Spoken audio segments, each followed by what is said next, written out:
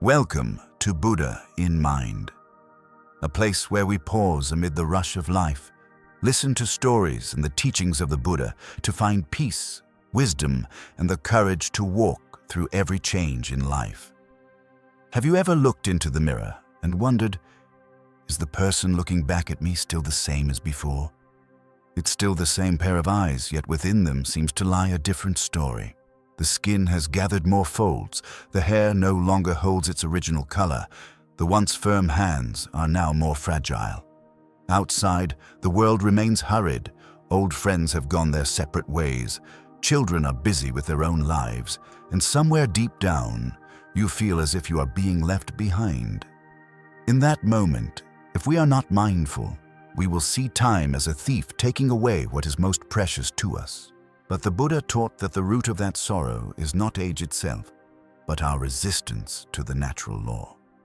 Impermanence, Anicca, is the truth that everything changes, the body, relationships, circumstances, and even ourselves. If we cling, suffering will arise. Aging is not a sentence. It is like a doorway, and only when we dare to open it can we see the treasure of wisdom, peace, and another kind of beauty that time bestows. Today, I want to walk with you through 5 Buddhist truths about growing old. Truths that, once understood, will help you no longer feel left behind, but rather as someone journeying deeper into life. The first truth: you will be forgotten faster than you think. And that's okay. At first, this may sound discouraging. We spend a lifetime working, building, loving. Isn't it all to leave something lasting? But the reality is that when we are gone, what once stood at the center of our world will gradually fade in the memories of others. The home we cherished will change. The work we dedicated ourselves to will be taken over by someone else. The stories we once told will slowly be spoken less often. At first, this truth seems sad, but in the light of the Dharma, it offers liberation. The Buddha taught about anatta, that the unchanging self is just an illusion.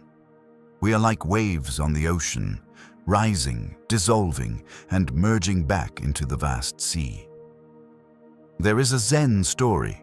An old monk lived in a small temple by the mountain, spending his life helping many people.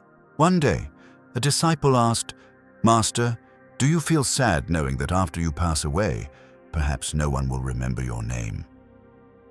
The monk smiled and pointed to the river before the temple. "Where is yesterday's water?" The disciple replied, "It has flowed away." The monk said, "But the river is still here." What we leave behind is not our name, but the current created by our deeds, the seeds of kindness we sow. A single candle can light thousands of others without losing its own flame. Think about it. Do you remember the names of everyone who once helped you? Probably not. But their kindness remains, shaping how you live and how you treat others. Understanding this, we no longer worry about how long we will be remembered. Instead, we live fully and kindly right now, so that when the wave of our life dissolves, it merges into the great river, nourishing life for countless beings. Do you remember the last time you ran up a flight of stairs without stopping? Or the time you stayed up all night to finish work and still felt full of energy the next morning? Then one day, you notice it's no longer so easy. Your knees protest at each step uphill. Your breath grows shorter. Your once strong hands now tremble as they lift something heavy. That moment, many people call it the betrayal of the body. But does the body really betray us? Or is it simply how we perceive it, having grown too accustomed to the strength of youth? The Buddha would say, this is not betrayal, but the natural nature of this body. Like a green leaf slowly turning yellow and falling to the earth, like a bamboo stalk growing tall and eventually withering, our body follows the same cycle. The problem does not lie in the change itself, but in our clinging to the old image of who we once were. We often treat the body as a tool we own, commanding it, demanding that it remain strong and agile as before. But think about it. The body is our longest, most loyal companion. It carried us through a childhood of running and playing, through the vigor of youth, endured illnesses, exhaustion, and recovered again so that we could continue living. There is a Buddhist story. An old monk once carried 2 buckets of water from the river to the temple every day. Later, as his health declined, the buckets became too heavy for him. He went to the abbot and lamented, "Master, my body no longer obeys me." The abbot smiled and handed him an old cracked clay jar. This jar once carried water to the brim, but now it leaks along the way. Yet see, those drops of water nourish the flowers by the roadside. It still has value, only that value has changed its form. Our body is the same. In youth, it helps us strive and conquer. In old age, it teaches us patience, slowness, and the art of listening to ourselves. If we keep resenting it for not being as it once was, we will miss the most important lesson, the lesson of cherishing the present. In fact, there are things an aging body does better. It helps us pause to enjoy a sunset instead of rushing past it. It gives us time to truly listen to an old friend's story instead of being too busy with endless tasks. It forces us to choose gentler, more mindful movements. And from there, we discover that every motion, no matter how small, is a miracle. A friend of mine was once a mountain climber. At 60, his knees weakened and he could no longer conquer the high peaks as before. At first, he was discouraged, feeling as though his life had closed. But instead of resisting reality, he chose to adapt.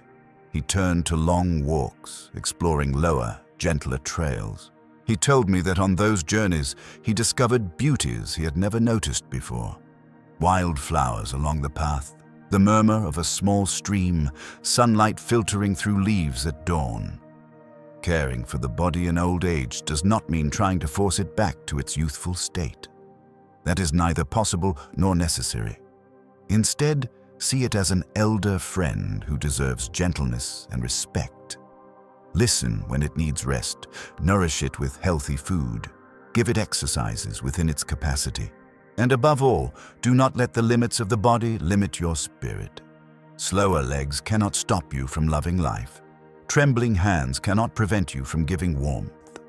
In fact, the very signs of aging remind us of the value of each breath, each day we are still alive. If we see the body as a clay jar, then in youth it is shiny and flawless. As it ages, it may become scratched, cracked, even broken, but those cracks are precisely where the light comes through. They are the evidence of a journey lived, of experiences etched deeply into who we are. So instead of feeling tense when the body slows down, be grateful for it. It has carried you here, walked with you through countless seasons of sun and rain. And now, it is simply teaching you a different way of living. Slower, deeper, and more mindful of each moment. You will see that when your perspective changes, the fact that the body is no longer what it was is not a loss, but an opportunity to live in greater harmony with yourself. Have you ever sat flipping through an old photo album and realized that many faces, once so familiar, are no longer present in your life? There were people who used to call you every week, but now a whole year passes without contact. There were those who once shared every joy and sorrow with you, who now remain only as faint memories. Some have gone because of fate, some drifted away as life carried them in other directions, and some disappeared without a word. When facing these absences, it is natural to feel empty, even wounded. You may ask yourself, what did I do wrong? Was I not good enough? But under the light of the Buddha's teaching, we see that it is no one's fault. It is simply the impermanent nature of all connections in life. The Buddha taught that everything in life arises through conditions and dissolves when those conditions cease. People come together when causes and conditions align, and they part when the conditions are no longer there. Like a river, water flows endlessly. Some drops travel side by side for a long stretch, while others only pass by for a brief moment before going their separate ways. I recall a short but profound Zen story. A novice once asked his teacher, "Why do people leave us?" even when we love them sincerely. The teacher led him to the riverbank, pointed to the flowing water and said, "See, each drop passes here only once. Some journey together for a long time, others meet for just a blink before flowing apart. Love is not a chain to hold someone, but a gift we give while they are with us." That answer is not just for the novice, but for all of us. In life, some people stay for a long time, others only visit briefly. And what truly makes us suffer is not their leaving, but our inability to accept their leaving. If you pay attention, you will notice that even those who remain with you for many years have changed. Childhood friendships are not the same as friendships in adulthood. Family when you are small is not the same as family when you have your own. Every relationship transforms with time. Some fade quietly. Not because love has ended, but because each person's journey has turned down a different path. I once met a woman of about 70, living alone after her husband had passed and her children had their own families. She said, "When I was young, I thought family and friends would always stay with me. Now I know everyone has their own path. I cannot hold them back. What I can do is cherish the moments we still have together and keep my heart open to welcome new connections." She shared that since she stopped trying to cling, she actually felt more connected with neighbors, with friends in her book club, even with people she had only met once or twice. Perhaps the greatest lesson here is this: love does not mean possession. If love is tied to attachment, it becomes a source of suffering. But if love is held with the understanding that everything is temporary, we will cherish the presence of those beside us and smile when they leave. I am not saying that parting is easy. Losing someone dear for whatever reason always leaves an emptiness. But instead of trying to fill that space with clinging or resentment, we can fill it with gratitude. Gratitude for having had them in our lives, even if only for a short while. Strangely, sometimes relationships we thought had ended return in unexpected ways. An old friend suddenly calls after years of silence. Someone once distant unexpectedly sends a message. In those moments, we realize that even without meeting again, the memories and the goodness of that bond remain, waiting for a chance to come alive. Likewise, there are those who leave us forever, yet they continue to live within us through memories, habits, words, and values they once passed on.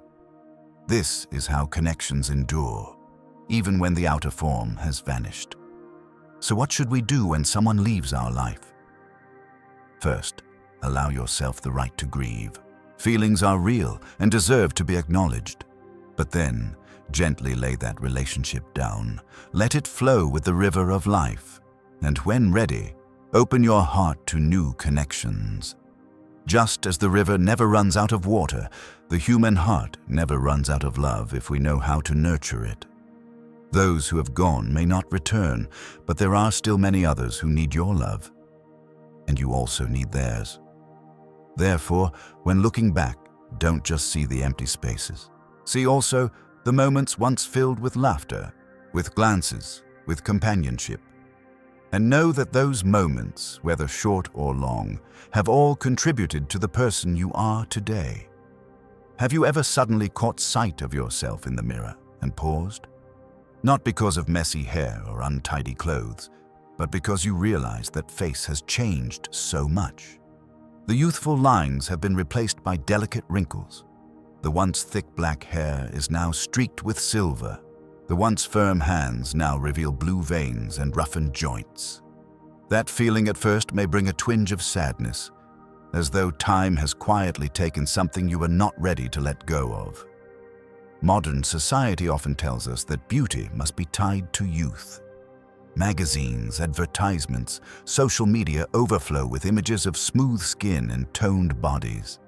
People spend billions each year to fight aging, from creams, cosmetic procedures, to surgeries. Hidden within all of this is a subtle message. Growing old is ugly. Growing old is loss. But is that truly so? Buddhism teaches that everything in life is impermanent. This body is no exception. Not just with age, but with every breath, every moment, our body is changing. Yesterday we were strong. Today we feel a little more tired. Last year we could stay up all night without issue. This year we feel the need to sleep earlier. Every change, small or great, is simply the natural rhythm of life. The problem does not lie in the body changing, but in how we perceive those changes. If we see aging as an enemy, we will live in an endless battle. But if we see it as a natural part of the journey, we will begin to discover the hidden gifts within it. I once heard a story about a middle-aged woman who went to a Zen master, lamenting that she was no longer beautiful as before. She said, "Every morning when I look in the mirror, I see only gray hair and wrinkled skin. I feel as though I'm disappearing." The master said nothing, but led her to the garden behind. There stood a cherry blossom tree in full bloom next to an old, rugged pine tree. He asked, "Which tree is more beautiful?" The woman hesitated, then replied, "The cherry blossom is dazzling, but the pine seems majestic and strong." The master smiled. "Youth is the fragrance of the cherry blossom. Age is the dignity of the pine. Each stage of life has its own beauty. You just haven't learned how to see it." That teaching was like a door opening to a new perspective. Youth gives us freshness, but age gives us depth. Wrinkles are not just marks of time, but stories engraved. How many times we laughed, how many tears we shed, how many sleepless nights we endured for love or worry. Gray hair is a witness to the passing seasons, to the lessons and experiences we have gathered. If we reflect, we realize that the elders we admired were not admired because they looked young, but because they radiated peace and wisdom. They knew how to listen without rushing to judge, how to offer encouragement at the right moment, how to smile at things that would make the young impatient. That is a kind of beauty youth does not yet have. In truth, the very changes in appearance are gentle reminders that our time is limited. They urge us to live more fully in each moment, to appreciate what we have now instead of clinging to what has passed. When we stop comparing who we are today with who we were in the past, we feel much lighter. A friend of mine, now in his 60s, once said, "I no longer want to cling to youth. Now I want to keep my health, keep peace in my heart, and keep my connections with the people I love." Wrinkled skin or gray hair is only the surface. It says nothing about who I truly am.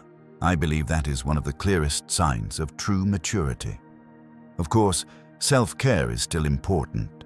But caring for ourselves is not about defeating age. It is about harmonizing body and mind. We can exercise gently to stay healthy, eat well to nourish the body, sleep enough to keep the mind clear. Not to look young again, but to honor this body that has carried us through so many years. There is a saying I love. Every wrinkle is a medal, every gray hair a diploma. They are proof that we have lived, loved, and experienced. Why hide or erase them when they are what make up our story? Try just once to stand before the mirror, not to search for flaws or imperfections, but to recognize that you are looking at someone who has weathered countless storms and is still standing strong. That is a beauty of resilience, a beauty no makeup or cosmetic procedure can ever create. When we accept the changes in our appearance, we are also learning to accept the other changes in life. Work, relationships, health. Acceptance does not mean giving up, but rather ceasing to fight against the natural flow. From that acceptance, our mind becomes calmer, our heart wider, and our life lighter. True beauty has never been something measured by mirrors or cameras. It is found in the eyes, in the voice, in the way we listen and uplift others. When we live with compassion, with sincerity, with a peaceful heart, we become beautiful in a way that can never fade. So next time you look in the mirror and see the signs of age, don't frown. Smile. Be grateful to this body for carrying you through so many paths. And remember, youth is beautiful, but the beauty of maturity is even deeper. There is a truth each of us must face as the years go by. that many loved ones, friends, and dear companions will gradually leave this world. Sometimes the departure is sudden, leaving an emptiness so vast we feel suffocated. Sometimes it comes slowly, through long days of illness or old age, and even when we have prepared ourselves, the pain still floods in at the final moment. Loss is perhaps the hardest thing for the human heart to accept. We can learn to let go of an object, a job, or a fading relationship.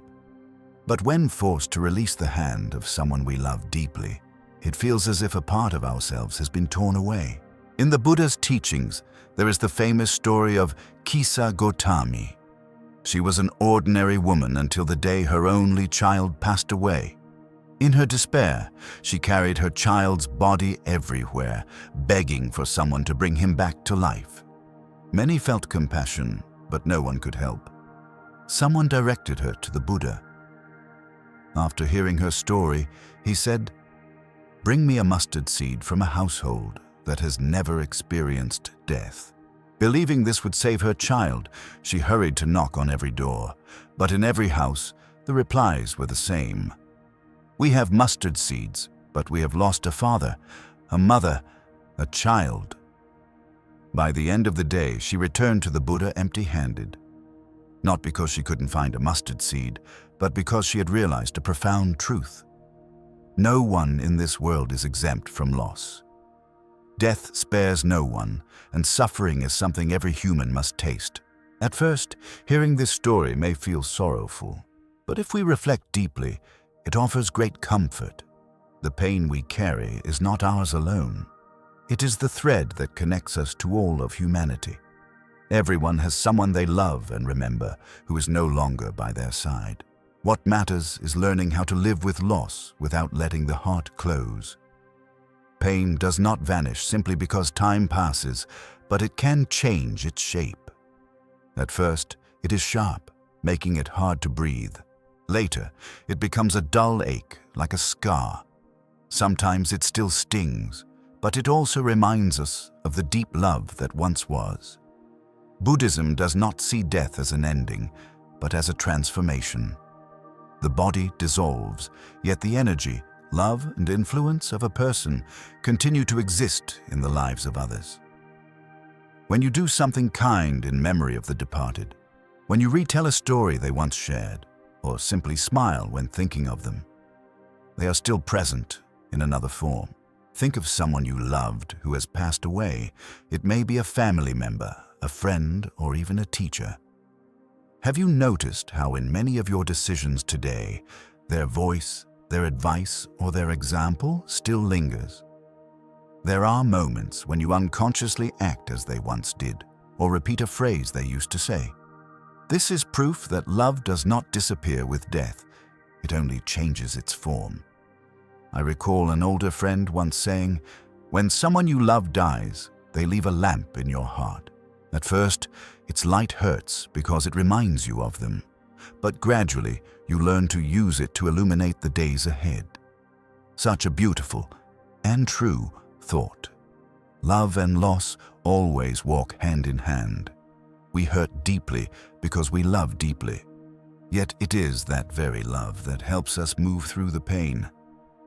When we open our hearts to share stories, memories, and gratitude for the departed, we allow them to continue living in this world. Instead of trying to get over loss, learn to walk with it. Instead of erasing memories, honor them as part of who you are. Each time you cook a dish your mother once made, sing a song your father once loved, or visit a place you shared with a lost friend, you are reweaving that bond. This not only helps you keep love alive, but also makes your life richer. Because loss teaches us one thing: our time with those we love is limited, and every moment is precious. Once we realize this, we pay less attention to trivial matters, waste less energy on needless anger, and spend more time in love. Someone once asked me, "How can I be less afraid of death?" The answer is, live fully.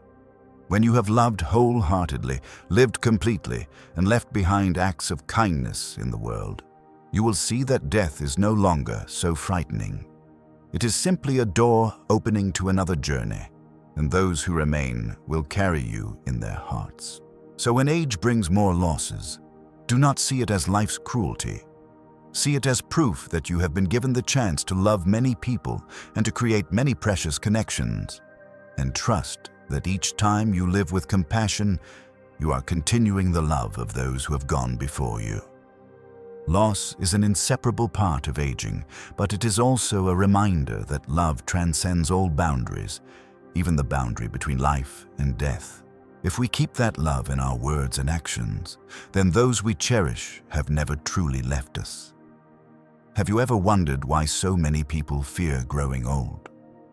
We hear it everywhere, in conversations, advertisements, on social media, as if aging is something dreadful that must be fought at all costs. We try every way to hold on to youth: cosmetics, surgery, strenuous exercise. And when we see a few new wrinkles in the mirror, our hearts sink. But from the perspective of the Dharma, we see another truth. Aging has never been the enemy. What causes suffering is not the passing of time, but the resistance within. When we refuse to accept the natural changes of body, mind, and circumstances, we unknowingly create conflict for ourselves. The Buddha taught about impermanence, Anicca, that everything changes and nothing remains as it is forever. In youth, impermanence feels like a distant philosophical idea. But as age approaches, impermanence becomes a vivid experience in our everyday lives. The body is no longer as agile. Memory, reflexes, and endurance shift gradually. And one day, we realize everything is changing, whether we want it to or not. The truth is, aging is like a season of life. Spring brings vitality and new beginnings. Summer shines with passion and achievement. Autumn softens into warmth and reflection. And winter, old age, arrives with stillness and contemplation. Each season holds its own beauty, but if we keep clinging to spring when autumn has already come, we will miss the golden leaves, the quiet afternoons, and the fragrance of dry leaves dancing in the wind. There is a Zen story. An old master and his disciple were walking in the garden. It was autumn and leaves had begun to cover the path. The disciple said sadly, "Master, I feel regret that summer has passed. The leaves are falling and everything looks so sorrowful." The master simply smiled, picked up a golden leaf and said, "See, this is the beauty of autumn. It is not decay, but ripening." Aging is the same. It is not a sign of ending, but the ripening of a life. It offers a kind of freedom that youth does not. In youth, we feel compelled to prove ourselves, to achieve more, to impress others. But as the years pass, we begin to see what truly matters, and we can release much of the unnecessary pressure. Aging gives us the right to live slowly without feeling guilty. We can spend more time on simple yet meaningful things. A morning cup of tea, an afternoon conversation with an old friend, or an evening of reading in silence. This is not loss. It is transformation. Instead of resisting age, we can learn to walk alongside it. Let each passing year become a layer of sediment, of experience, of understanding, of compassion. In Buddhism, aging is often seen as a precious foundation for wisdom. For the longer we live, the more we can observe, and the deeper we can understand the nature of life. What's interesting is that when we accept aging, we also begin to free ourselves from fear. Fear of growing old, fear of illness, fear of loss. All of these fears gradually diminish when we see them as a natural part of being human. Like a river, after flowing long enough, it understands that it will reach the sea. And at that moment, it no longer resists the current, but simply lets itself flow toward where it belongs. I once met an elderly woman over 80, living alone in a small village. Her hands were wrinkled, her eyes clouded with age, but her smile shone as brightly as the morning sun. I asked her the secret to keeping her spirit so joyful. She simply said, "A secret. It's just that I no longer argue with time. I let it do its work, and I do mine, which is to live happily each day. It sounds simple, but it is profound wisdom. When we stop arguing with time, we have more energy to live fully in each moment. No longer comparing ourselves today with who we were 10 or 20 years ago. No longer clinging to the old image of ourselves. We can live authentically with who we are now and cherish ourselves as we are. Accepting age also helps us connect with the younger generation in a healthier way. Instead of competing, envying, or comparing, we can become a source of inspiration, sharing experience and listening with compassion. When we are no longer haunted by the need to hold on to youth, we find joy in watching the young grow. Because we know we were once there, and now it is our time to pass along what we have learned. Another important point is that accepting age does not mean giving up. It does not mean neglecting health or ceasing to care for ourselves. On the contrary, it is the time to care for body, mind, and spirit with deeper respect. We exercise not to become young again, but so the body can accompany us longer on this journey. We eat healthily, not to cling to the past, but to fully enjoy the present. Aging can also become a reminder to live more meaningfully. With each passing year, we know more clearly that time is finite, and this makes us want to devote it to what truly matters: love, gratitude, learning, and sharing. When we understand this, we naturally let go of what is unnecessary: petty concerns, meaningless arguments, ambitions that exhaust us. You see, aging is not an enemy. It is a companion, quietly reminding us that every moment is precious. If we know how to listen, we will see that age brings us a gift. The gift of inner freedom, of peace that comes from knowing who we are and what truly matters. So instead of seeing age as a full stop, see it as a comma, opening a new chapter in the book of life. A chapter you can write with more freedom, less pressure, and more compassion. Then you will no longer fear time. You will see yourself walking alongside it, both moving toward a vast openness where peace and clarity dwell. Have you ever asked yourself what would happen if one day you were no longer afraid of time? If you were no longer haunted by signs of aging, no longer worried about how you look, or afraid of being left behind? How would life change? The answer is simple. When we stop fearing time, we begin to truly live. All our lives, we are taught to hurry to work, to earn money, to keep our figure, to cling to youth. In this rushing, we forget that life was never meant to be a race against the clock. No one can win against time. What we can overcome is the inner fear, the fear that makes us live in tension and regret. The Dharma reminds us that impermanence is not a warning, but a liberating truth. Everything changes. The body, emotions, relationships, circumstances. And it is precisely this that makes life precious. If everything were unchanging, we would never know how to treasure the present moment. As age approaches, we begin to see more clearly the fragility of life.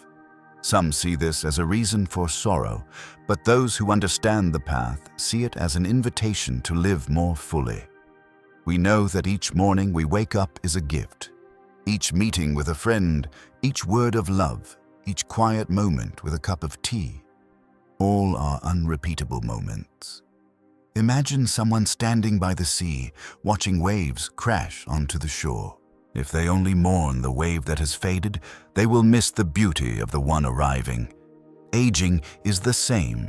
We can grieve for the years gone by, or we can open ourselves to the beauty unfolding right now. An elderly man I once met at a meditation retreat said something I will never forget. "I do not fear death, because I have lived fully every day." The words sound simple, but behind them is a whole journey of letting go and acceptance. To live fully does not mean to do everything, but to be fully present with whatever we are doing.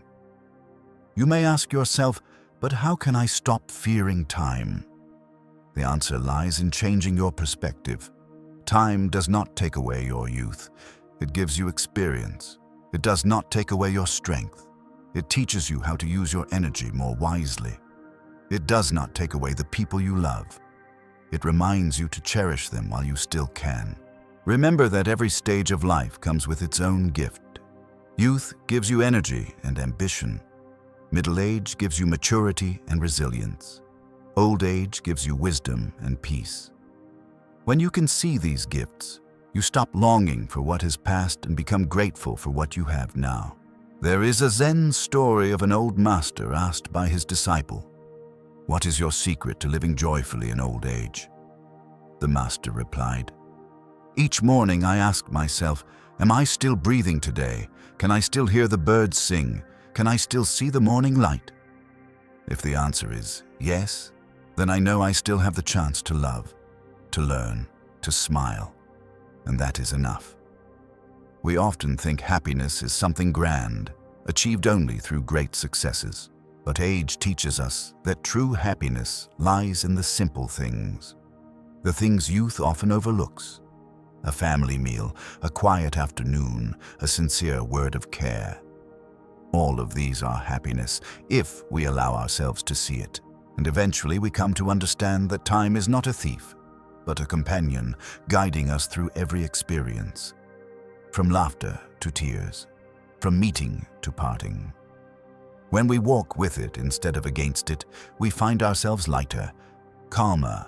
Looking back on the 6 parts we have explored together, we have spoken of accepting that we will be forgotten, making peace with the changing body, understanding that not everyone can stay, embracing a new kind of beauty in ourselves, facing loss with love, and seeing impermanence as liberation. All of these point to the same truth, living fully in the present. Because in the end, age only makes this present moment more precious. Not because it is less, but because we understand more deeply that it does not last forever.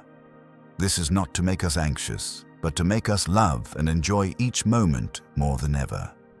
You see, aging is not the full stop of life's journey. It is a new chapter, one in which we can live with mindfulness, gratitude, and deep love.